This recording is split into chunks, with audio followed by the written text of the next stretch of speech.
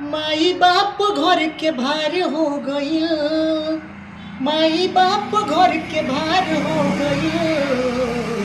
कैसन कल जुग के पुत और जन्मे कपुत बैकुंठ ससुरार हो गईल। हो घरवा में माई बाबू के खर्ची भी बंद बा, पाहुन के कमाई पे सार के घमंड बा। घरवा में माई बाबू के खर्ची भी बंद बा, पाहुन के कमाई पे सार के घमंड बा।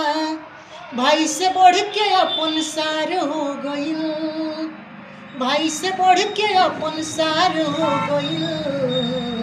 कैसन कल जुग के पुत और जन्मे कपुत बैकुंठ ससुरार हो गईल।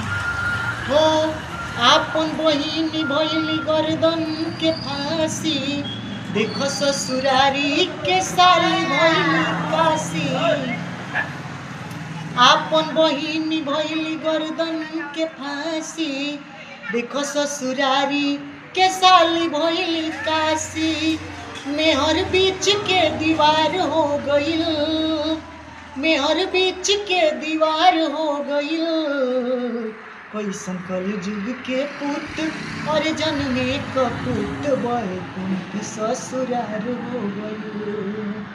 कैसन कल जुग के पुत और जन्मे कपुत बैकुंठ ससुरार हो गईल।